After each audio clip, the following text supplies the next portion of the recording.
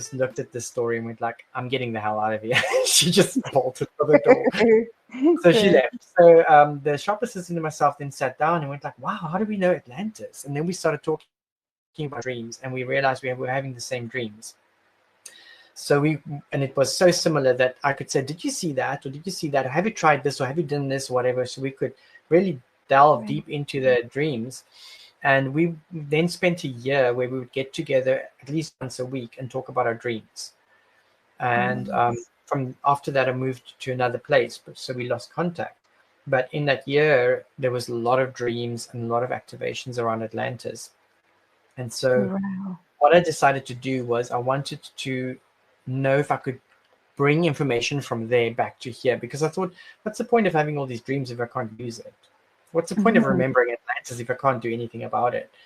So I started going into meditation, and I would then, in my meditation, visualize or remember the dream. And I used that as a springboard to get into my workspace in Atlantis. So I would then visualize and imagine, go into that dream space, and then work my way into the space until I'm in my workspace. Because in Atlantis, I discovered that I was doing crystal healing, which was me too. So then I would go into my space, my healing room, and I would look through what I had through my books and through my references, and sometimes even speak to myself there. Myself was not always visible or available, because it's almost like when I stepped in, he stepped out. But I had the space to explore and research. And so I would take that information, bring that back to here. And so back then, as I said, we maybe had about 3 or 4 books on crystal healing. So there wasn't really much to learn from. And so I used my meditations as a way to go grab information from Atlantis that I could then bring back through to here, that I could then use in my crystal healing sessions. And so I guess if you look at my crystal healing and you compare it to anybody else out there in the world, mine is quite intense, because you have like 100 stones on you. It's not just like 7 stones. And so for me, it's just, if I'm going to remember a past life, there needs to be some value. I need to be able to take information from them and bring it back here. So if I have a past life flashback, it's not just about going, oh, I was a soldier in Greece in a past life, because what am I going to do with that? So if I have something like that, then what I would do is I would go into meditation, and I would use my imagination to recreate the dream or the flashback, and use that as a springboard to jump in and go, okay, right, what am I doing here? What is this all about? What is the experience? What is the lesson? I mean, it does help that I've studied hypnotherapy for past life regression, so I can guide myself through that process as well. Yeah. But I would then explore that space and go, okay, what is it? What is the relevance of this life to where I am right now? How can that life help me where I am right now? What am I struggling with right now that one has already mastered? Yes. And then take that information and bring it through to here. You're going to bring that information and knowledge back to here. So if you have a flashback, got a memory, or even if you went for hypnosis and you remembered something, go into meditation, conjure up that visuals again. So use your imagination. Imagination means we're working with the subconscious mind. So as soon as you go imagination, we're not working with the conscious mind, we're working subconscious. Use your imagination to recreate that, fully immerse yourself in that, see it, touch it, taste it, feel it, hear it, and then from there, go explore that space and go, okay, what is it about? Because, I mean, who cares whether you were Cleopatra in a past life? What does that mean? And having said that, many people were Cleopatra in a past life, because I don't know if you've heard of imprinting. So with imprinting, it's almost like we can take out a DVD for Cleopatra, like DVD, and then you can live that life, as in you can jump in and you can experience the entire life. You can't make choices or decisions, but you can play through the entire life. So as an imprint, you can play through the life and gain the experience and the sensations of what it's like, but you don't make the decisions. It's like it's already recorded. Someone was already the original Cleopatra. It's already been recorded, but you can jump on, piggyback, and be an imprint to live that life. And I didn't know about that. No, I didn't know about that. I thought you meant like, because there was some memories implanted in the Akashic records. That's implants. That's different. So Okay. the So I thought implant, imprinted. yeah. No, the imprinting is if you are, let's say it's a new soul who's coming to Earth. They've never experienced Earth before. Like coming here for the first time, you have to master emotions, choice. Everything is going on here. Like I said, this is a chaotic place. And emotions, we've got levels and layers of emotions. That's very complex. There's many extraterrestrial life forms that do not have emotions, or they've got a very limited range of emotions. So as an example, to come here, you need to understand emotions. So the best way to understand emotions is to have a few dry runs of lives. So you're not quite playing yet, but you want to gain the experience. So what you do is you do an imprint where you take out the DVD of an existing life, Cleopatra or Jesus or whatever person's, usually some famous person, Mother Teresa, Gandhi, whatever. And then you hop into that life and you play it or you act it. It's almost like watching a movie, but you are in the skin and you are going through it. You're not making the actual decisions because decisions have already been made, but you are playing it so that you can get a sense of what the emotions are like, what this place is like, what choice is about, even though you don't make the choice, but just settle into what it feels like to be here. And you can run a few imprints before you actually come for your first life, where you do an actual life, where you come experience it. That's So very that's interesting. I've never heard of that before. And I'm wondering if implanted memories or that come up in QHHT hypnosis sessions, for example, would confuse the imprint experience with the real one.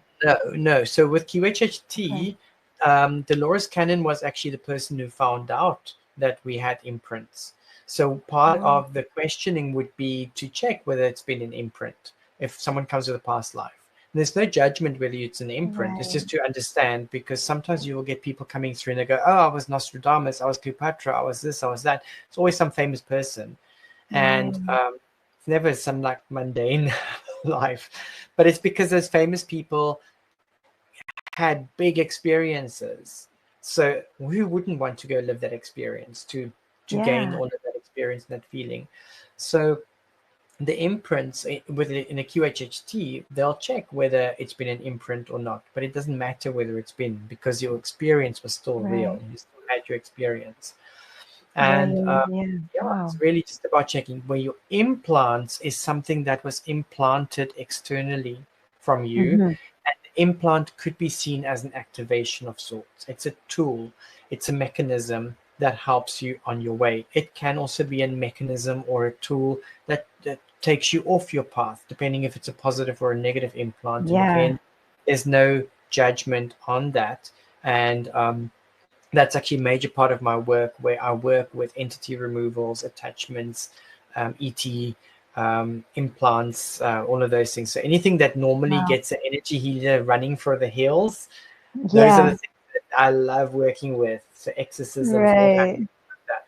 That's one of my passions, dealing with the sort of the really big stuff when it comes to energies. So implant is something that it could be you who on a subconscious level implanted it yourself as a way to hold you back because maybe you were moving too fast, or it could be an activation that can accelerate your growth. It can also, there's different types of activations and implants. Sometimes an implant is needed, sometimes not. Sometimes we implant something because it's needed at the time, but it's not always needed forever. But then we tend to forget that it's there, and it then runs its program, but its program is no longer needed. So then it's helpful to then remove that or replace it with something else. So fascinating. This is the first time I heard about imprints, actually. Like, it makes a lot of sense. I would like to go through the list of your expertise. It's a big one. I'm like, well, which is related to the services we offer. But I feel like asking, do you feel we've had a past life in Atlantis before? I'm sure we have. Because a lot of the people that I connect with, and like especially with podcasts and interviews, many of them would be relatives or friends or connections from Atlantis or also ancient Egypt, because I've had quite a few lives over there as well, and of course Andromedans. So, but it's not it's not necessarily limited to that. It could be ancient China as well. It could be Lemuria. There's so many different places. But Yeah, usually when it comes to, hey? I've apparently been in Lemuria, and I transcended Lemuria, so that's when I became an ascended master, apparently. So I'm not going to have memories of Lemuria because of that. So You see, I'm that's just where I'm a getting that. rebel. That's where I'm a rebel, and I would go Okay. like, apparently, no, I want you to answer. So I will go and chip away at that one and dig away at that to Yeah. see if I can get those memories. Because I mean, if you're an Yeah. ascended master, why not bring that through into this consciousness? Yeah. Well, I just awakened 3 years ago, but I remember that you were one of the first that I found. And I did the Andromedan. I remember I was working in a boutique somewhere, and I remember doing the Andromedan music, light language, light code Yes. that you had, and I cried. I can't That believe I was was crying. that was my first music track that I released, where I was Right. experimenting with how can I translate these sounds that I'm perceiving that I cannot verbally speak or Right. sing. How can I translate that? And then that's where the music started. So the Andromedan one, Awakening to Andromeda, was the first one, or it was a Andromedan Awakening, I think it's called. I think I remember leaving a comment on that one and saying, like, it felt like home. And I remember I cried so much. I was like, oh my God, what's happening? So yeah, I loved it. And I say apparently because I still have yet to remember for myself, and I'm loving the excitement of the journey of me having a few sessions that is revealing those things to me. Because then I do go dig into it, and then I get more excitement on something, or like not sure about something else, and I try to follow my instincts and my inner guidance on You've got to what do that. feels very exciting. It's a good sign. Yeah, but that's also why I prefer to have the experience myself. Whereas Yeah. if someone else tells you that you were something, there's no way to verify that. So I mean, there's many things that people told me in the past. You were this, or you were that, or you were this, and I would just go, yeah, whatever. The only times when I would really listen and I would go, yes, is when I have a very, very strong resonance with it, and I perhaps have a memory of that before. Yeah. Where I can say, yes, that was it. Or when I'm having an experience with someone where we see the same thing. For example, Yeah. 2 years ago I was in Egypt, and I went to a Hathor temple in Sinai Desert. This was when the war broke out in Gaza. So it was like I was about 200 kilometers away from that story. And visiting that temple, I just had a knowing of what was there. And we were a very small group of only 6 people. And we all went in and we scattered within this abandoned temple.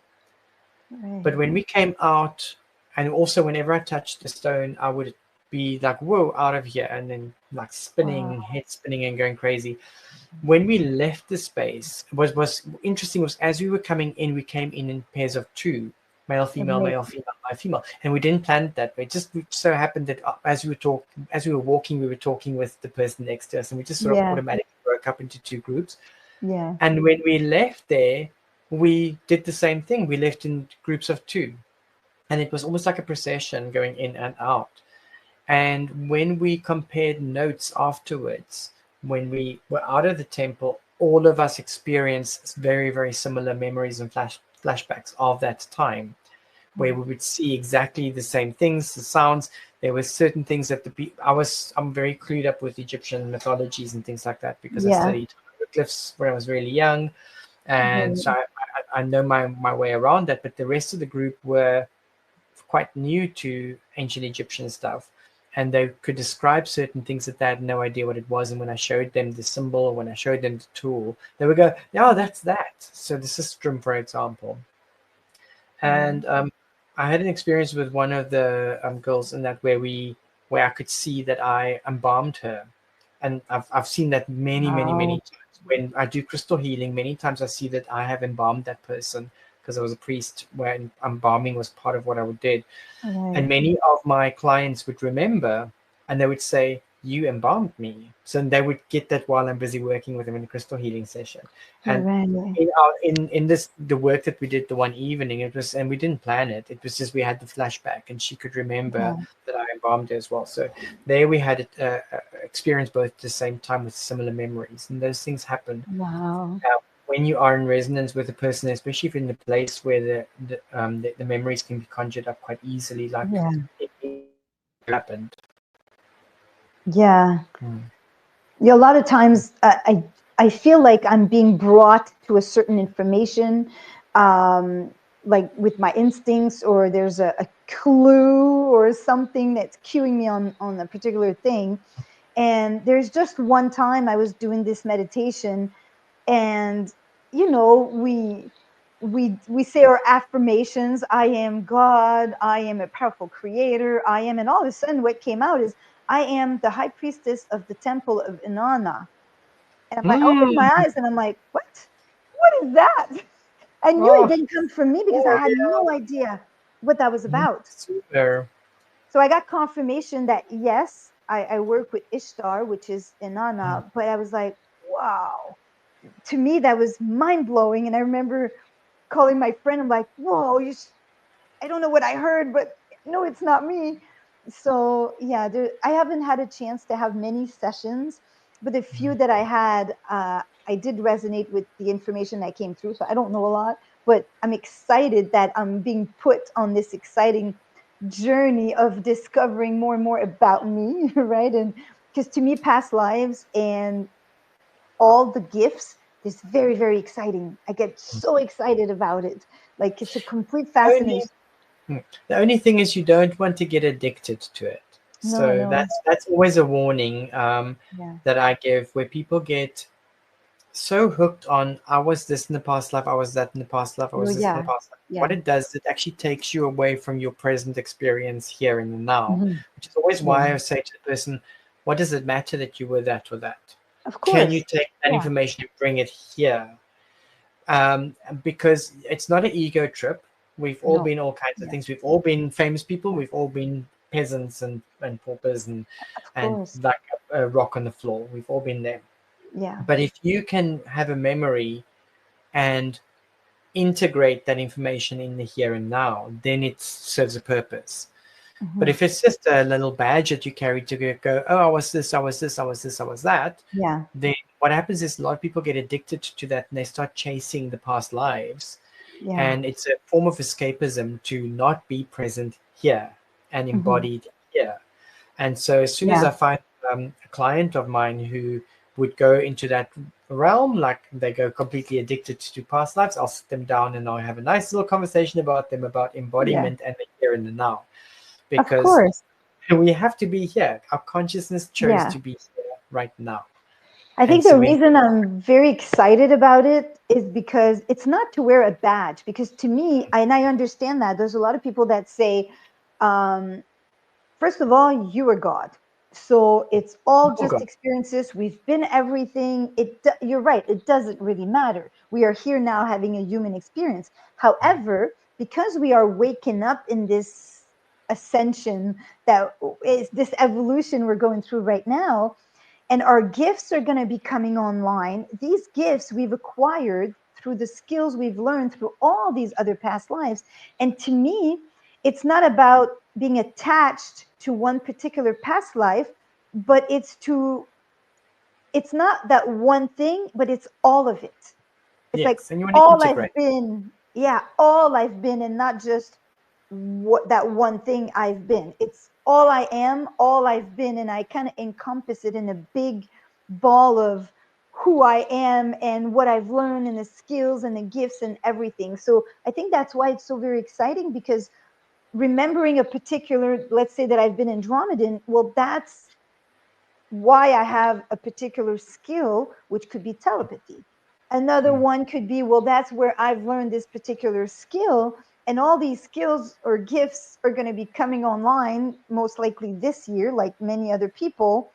Mm. And I like to know where I've learned it, where it's coming from, or all You'll I've remember. been, right? You'll remember. It's exciting. Yeah. So if I go through the list, because your expertise is related to the services you offer. And wow, I mean, you do Lightcode Activations, you do Lightcode's music, Lightcode's training and mentorship, herbalism, kinesiopractic. Is that a Yeah. word? But, Okay. so yeah, kinesiopractic. I think they're closed in America. It's called applied kinesiology. Oh, okay. In England, it's called classical kinesiology. In South Africa, it's called specialized kinesiology. Right. So it's called Wow. different things. So applied kinesiology is what it's called in America. But the training I did, they've coined the term kinesiopractic, which is an Australian Okay. branch. But it's all about Okay. manual muscle testing and checking what's happening in the body and the mind and emotions. Very, very interesting. Right. There's also, you do Usui Reiki Ryocho. Is that how you Mm-hmm. say it? Yeah. Because I've never, sorry, I know Usui Reiki, but the Ryocho part, what is that? Usui Reiki Lyoho. Lyoho Oh, just means healing modality. So the full name for Reiki is actually Usui Reiki Lyoho. oh, I And see. because Reiki or Reiki is it means aura healing, really. Yeah. So if you go to Japan, there are hundreds of different styles of aura healing. And so they'll normally put the person who invented the specific systems, they'll put the name in front, or the style name in front, like Jikiden Reiki or Usui Reiki, Okay, okay. and so that, or Jore Reiki, Mhm. so that you know which one it is. But they all should technically end in Ryoho, which means healing modality. So Reiki actually just means aura. So aura healing is Reiki Ryoho. Okay, yeah, because you have aura healing as one of your expertise, and I'm like, so you see auras too? I do, yeah. Do you see aura around me? So this is, I always get that question, especially like you at some event and people go like, "Oh, what's my aura say?" And Yeah. when I was younger, I would just see everything everywhere, and I was nearly in a car accident because I was looking at people's auric fields, which gave me quite a Wow. bit of fright. So I had to learn to shut it down. Okay. And what I do now is I'm closed off, or I'm shut down. And then when I go into session, then I open it up. So I Okay. always say to Okay. people, I'm not working currently. Okay. It's Fair almost enough. like I put glasses on. I guess if So you're going to have a car accident seeing everybody's aura, it's best to turn it off. yeah, turn it off. And that's the thing is also, I mean, we've got the gifts, but we don't need to have them activated all the time. Yeah. Yeah, I You, get as an empath, for example, your job is not to go around soaking up every people's or all the people's emotions. Yeah. You actually become a thief of experiences. So that's a completely different story. Interesting. But Yeah. you need to be able to close off your empath abilities. And when you Hmm. need to use it, to open up, to go, okay, this person's feeling that right now. I'm working with this person. I need to have the Hmm. information. We don't need to have the information all the time. So Yeah. that's something that sort of people don't really want to hear. They want to hear, oh, how do I open all my psychic gifts and have them all Yeah. open all the time? Whereas I'm Yeah. saying, no, close them and only open them when you need them. Yeah. Good point. Yeah. About the There's no, empath, I've had to work on that yes. because I I was always, drained yeah, my I whole always life. go like, am I getting paid for this? That's like sort of my motto. Like if I'm feeling myself soaking up people's stuff, I'm seeing auras all over the place. I go, am I getting paid for this? Am I working? No, I'm not working. So no, Right. close. Fair Because there's enough. no reason to see that. There's Yeah. you end up with a lot of Okay. information in your field that's not necessary or needed. Yeah. Well, of course. Yeah. Especially when you have a lot of gifts and it would drain you. You also do crystal healing, of course, past life regression, a soul plan reading, a soul transformation therapy. Mm-hmm. So, what would be a Yeah. soul transformation therapy? So soul transformation therapy is part of Soul Plan. So Soul Plan, we take your name and we convert your name to numbers. We map the numbers around a chart, and we get really, really, really in-depth and very accurate information about Um, why your soul chose to be in this life, what you okay. struggle with, what you're good at, what you want to achieve, and your general direction in this life. The Right. soul transformation therapy is then a way to say, if you've got specific limiting beliefs or blocks, how can we release those? But we Right. can do that with any other. We can do it with crystal healing. We can do it with kinesiopractic. We can do it with aura healing. There's different Yeah. approaches. For me, the different Interesting. healing modalities are just different routes or directions, but they all lead to healing. It just depends Right. what do you want, the scenic route, or do you want the quick route, or do you want the easy route, do you want a difficult route? What are you looking for? Wow. All right. And then you do the hatha yoga, the yin yoga, the trapeze yoga. Mhm. So that's quite That's lots athletic. of fun. Yeah, I was gonna say that sounds like fun.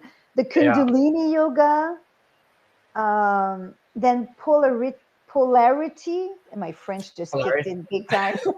polarity therapy. Yeah. Polarity therapy. So what would that be? So polarity therapy is a technique that was developed by Dr. Stone. I think it was in the early 70s or so, and he combines Ayurveda, things like yoga, Tai Chi, Qigong, Wow. astrology, nutrition, and body work like massage, shiatsu, Wow. osteopathy, all into one modality where it works, as the name suggests, with polarities. So we're working with positive and negative and neutral charges within the body. And you're working with the elements, so earth, air, fire, water. And so there's different approaches that we can do. So when a person comes for the first time, we do a general session where we would analyze, well, how is the flow of energy for this person? Where are they getting stuck? And then subsequent sessions would be, for example, a water treatment or a fire treatment or air treatment, where we would work Wow. specific parts of the body and work with different techniques and methods to get the energy to flow again. I think the Wow. sort of the more modern version that a lot of people know is craniosacral therapy. Craniosacral is based on polarity therapy, but they've only taken the sort of the cranium and the sacral aspect of polarity therapy, and that becomes your entire modality. Whereas polarity therapy Wow. has many different layers and levels to it. Wow, like it's quite an extensive list of the things that you offer as a service, but also that you've learned. There's a lot of skills here. And let's talk a little bit about the Kundalini yoga. What is Mm. Kundalini? Kundalini is the energy that sits, according to the Indian mythologies, it's like a coiled energy that sits at the base of the spine. And Mhm. as the energy uncoils, it's like a serpent energy. And so the Yeah. serpent energy weaves through the chakras. As it goes through the chakras, it opens up the chakras. If you can maintain focus and work with it, as it goes up, it opens all the chakras. And by the time it gets to the top, it really opens up into a big activation. And Wow. there's a lot of people who actually chase that specific experience of the Kundalini awakening. And many people come and they've already had a Kundalini awakening and they chase that experience to have it again. And I just say to them, you know what, give up. You've already had it. Right. The, Right. the awakening experience that you had was a very quick wake up call.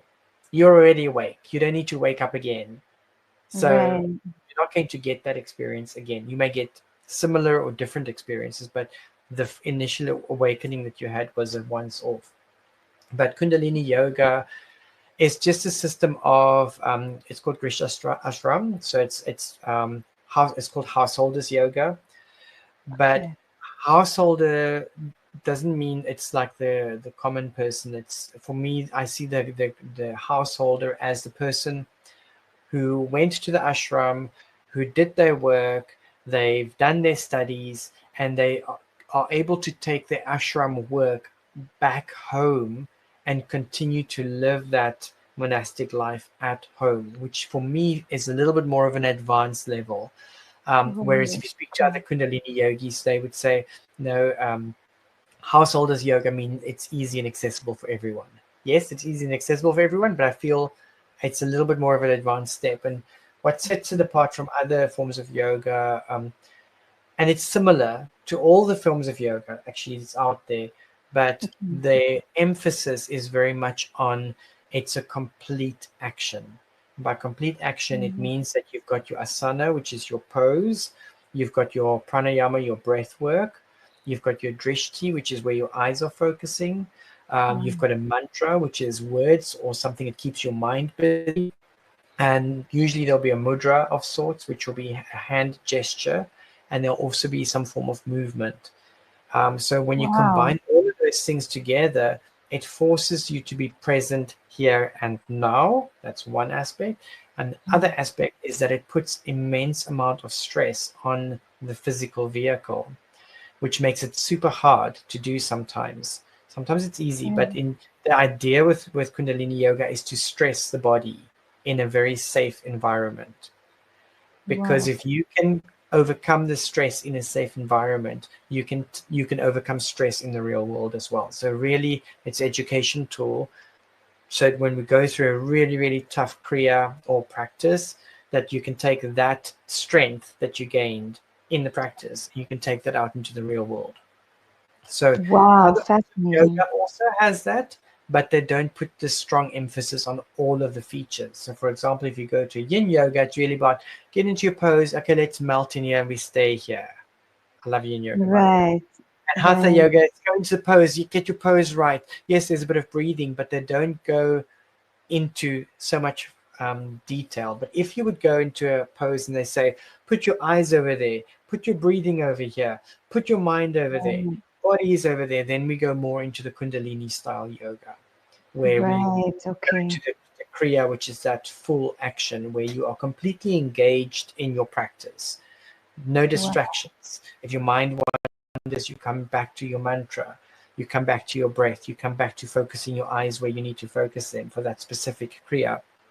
You're doing your repetitive movement. There's many repetitive movements in Kundalini Yoga while you're holding a pose and while you're having a mudra. So it's very, very engaging. And I would highly recommend anybody to go try that if they haven't Wow. tried. Fascinating.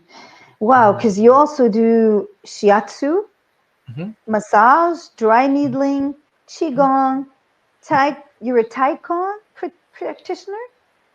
Which one? Taikon? Qigong. Well, it says Taychon. Tay. I think That's my right. brain just hit a little bit. Are you sure it's not Qigong practitioner? Well, that was on top of it, but then maybe I wonder if I'm spelled it wrong. Taychon. Taichon. Tai Chi. Practitioner. Oh, no, that doesn't make sense. The Qigong is 5 elements Qigong that I do, because Right, we've got okay. types of Qigong as well. Maybe I wrote that wrong. I was Maybe trying to write the list down. I'm like, wow. maybe that's something new I need to learn. I'm like, wow. So yeah, I took it on your in your email, all the list that was there, but I'm wondering if if it's me that did a typo there. Okay, and then I made a list of it. I'm going to go check it out if there's such a thing. towards the end, yeah, and then shamanic work, of course. Are you a shaman? I don't like to call myself a shaman in the same way I don't like to call myself a healer. Yeah, of course. Because like I see my clients as the healer. I'm just a facilitator, or I used to call myself a hose pipe. So I'm literally just the hose pipe that takes the water from the tap to the client. Yeah. I know the shamanic practitioners, they like to talk to them about a hollow bone, but I'm vegan, so I don't really like to see myself as a bone. Right. The hose pipe works well for me. From shamanic perspective, I call myself a shamanic practitioner. So I practice shamanic work. Right. For me, that also activated really, really young. I was at the age of 12, I was building altar spaces and I didn't know what I was doing. It just made sense. And when I was 16, I met someone who said that I need to go do my shamanic training. In South Africa, we call them sangomas, so sangoma training. And immediately when she said that, I had this vision of me having to kill a goat. And I said to her, I'm not killing any goats. I'm not doing it. I don't want to do it. Right. Because I became vegetarian when I was 16 already, or plant-based. And through the years, I've just kept meeting people, and I've seen some sangomas, and they kept saying, you have to do your sangoma training. You've got to do your sangoma training. You must twaza. And I keep saying, I'm not killing any goats. I'm not killing any goats. And so, thank God. yeah. So after, like with my last work that I've done with the sangoma, I had my very clear dreams, because with sangomas they work with dreams. So they'll say, okay, we need to find in the dream how your initiation must take place. and I had those clear dreams, and I went to my Sangoma and I said, not doing it because my dream says I've got to kill 2 goats and it's not going to happen. And I gave a full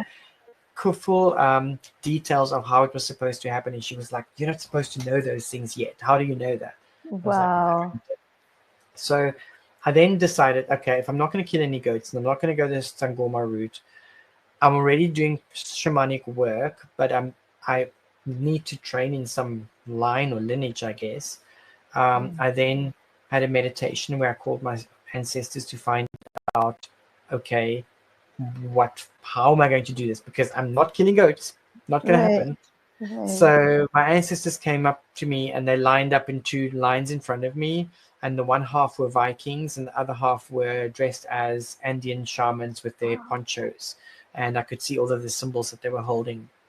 So I went like, okay, Andean shamanic practice, I can do that. And Vikings, yes, I mean, I come from a Nordic background or sort of a Scandinavian type background. So yeah, I can do that. And I used to read the runes. So that's the start.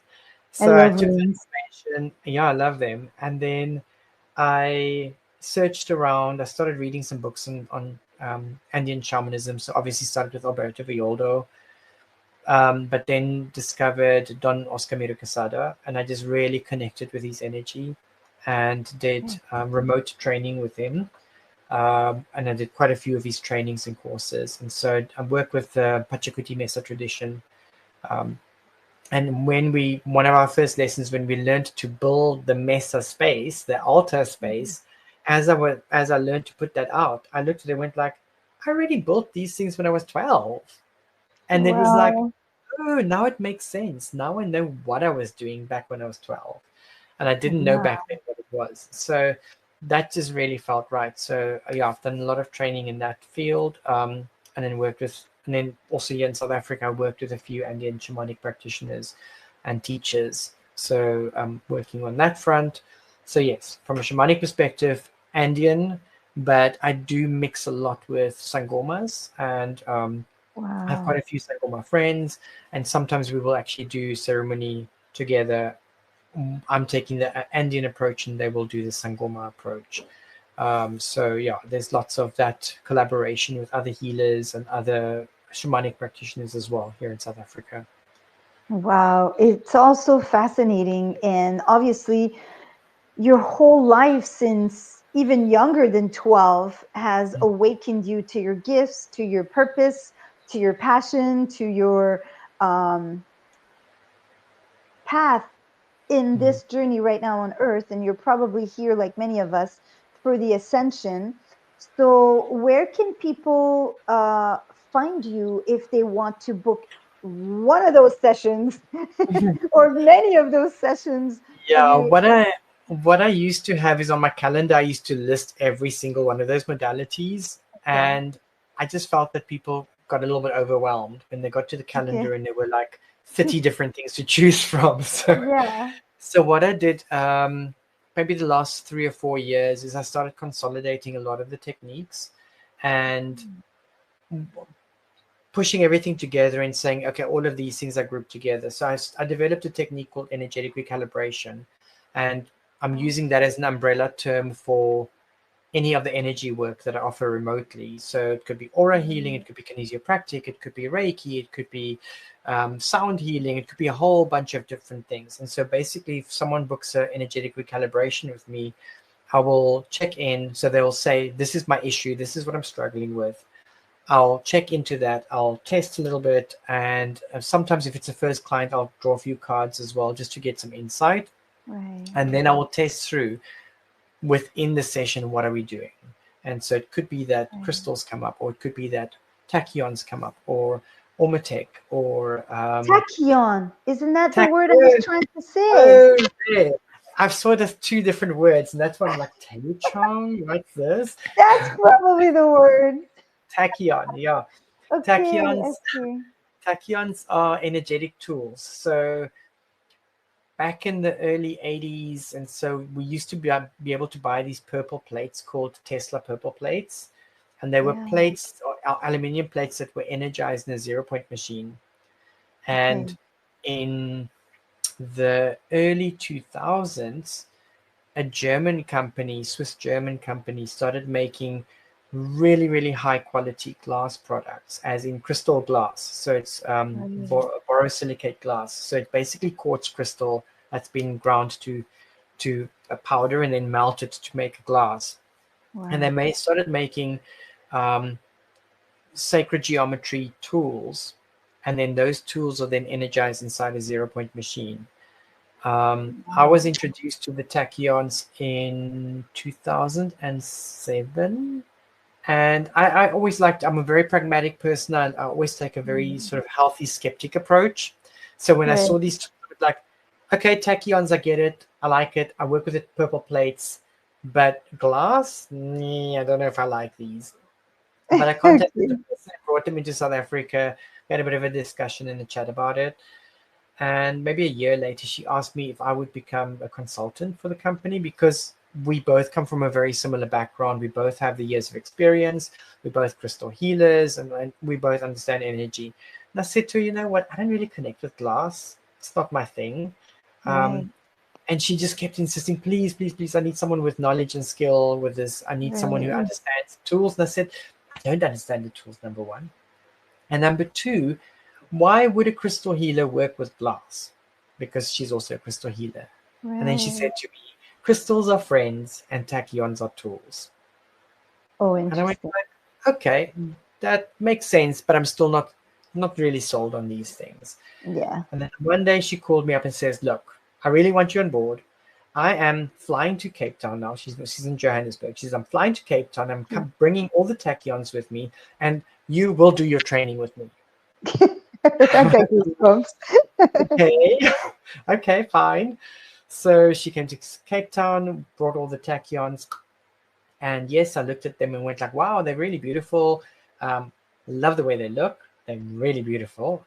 But I don't feel them. I said, I can pick up a crystal and I can feel the energy. I can't feel the energy here. And she says, never mind, let's just do the training. So we did the training, and at the end of the day, I could say to her something happened. I could say to her that I could feel a shift. I could say to her that something's different, but I couldn't put my fingers on it. And I said to her, I still can't feel the tools. But I used the information, and I got myself one or two of the tachyons to work with and to experiment with and play with.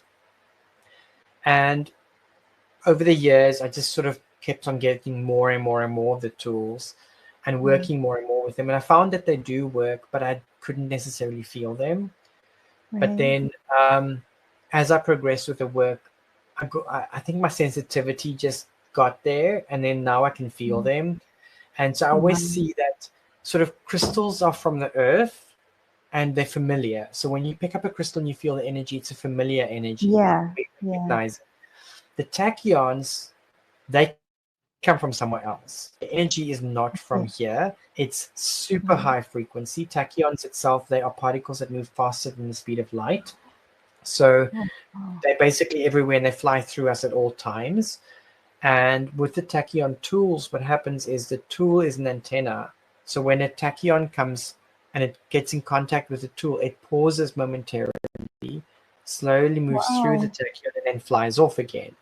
But in that moment where it pauses, it looks at what's around it and then says, oh, this particle or this molecule or this atom is out of place. I need to be that. And then they change into that and become that. So I call them energetic stem cells. And when you work enough with the tools, your frequency raises to a point where you can become familiar with that frequency. So these days, if I pick up a tachyon, even if I get a new one, I go, oh, okay, I can feel that immediately. And sometimes even when you take it out of your hand, you still feel it tingling in your hand for some time afterwards. So they're powerful, powerful tools. They're really beautiful to work with. And I can do healing sessions with them as easily as I can with crystals. But there's less of them. So basically, people will book a session with you, and once it's happening, you will be able to resonate with a certain type of therapy or healing modality that is or combination. best suited. Yeah. And also because initially when I started remote healing, I wanted the person online with me. We would do a call like this. Yeah. And after doing it a few times, I just felt that I'm busy working away here. I'm completely involved. The other person's sitting there looking at me like, like, what is Yeah, this yeah, person yeah, yeah. on? And I just felt that it is a distraction, because if you came to me in person, you would lie in the therapy bed, you close your eyes and you'll drift off to sleep, and then I'll Yeah, work. So yeah. what I do these days is I say to the person, you book your session and you go and you sit down and meditate, or you take a nap, or you even sleep. So for my American clients, I say book your Yeah. session in the middle of the night.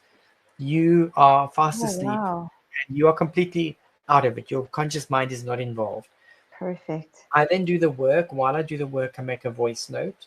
I make extensive notes on what I do. So if it's a kinesiopractic session, for example, I follow all the protocols, and I'll give you images and say, you've got to rub this point, you've got to tap this point. So I'll give you exactly what you need to do. Yeah. If it's like an aura healing, I will draw your auric field, what it looks like after the work is done, what your chakras are going through. So I give you visual references as well.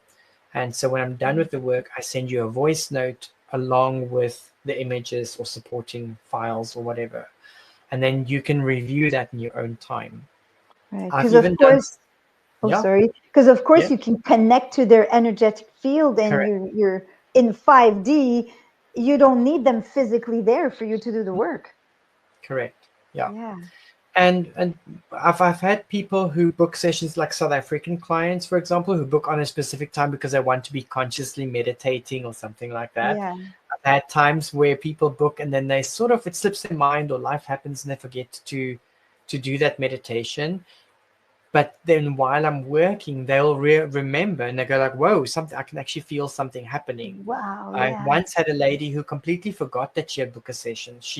Her husband passed away, and she was going through like all of her emotions, and she booked a session just to help her through that space, because she was getting very, very depressed and very sad. And two of her friends came to visit her to console her and to just drink tea with her and be there. And as a result, she had forgot that she had booked a session with me at the time. So her Right. friends were with her. She was down in the dumps, very sad and all of that.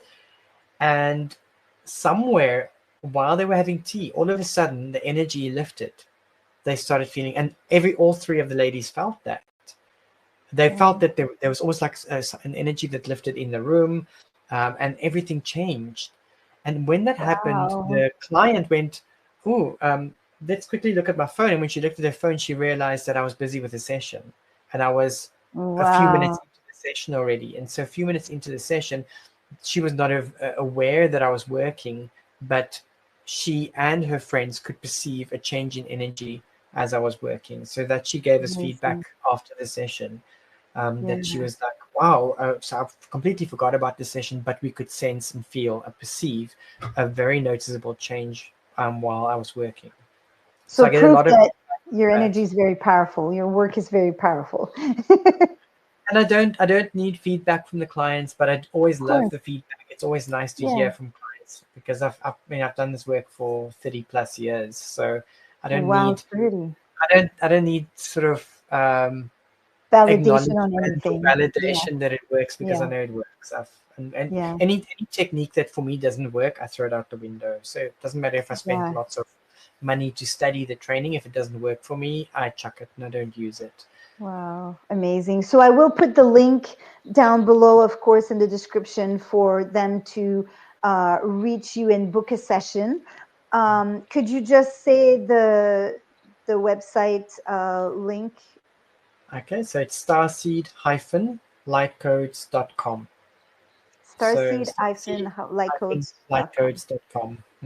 Otherwise, if Awesome. you do search for Starseed Light Codes on YouTube or Starseed Light Codes on Yeah. Instagram or on Facebook, or maybe just type in Starseed Light Codes, I'm sure it'll pop up somewhere.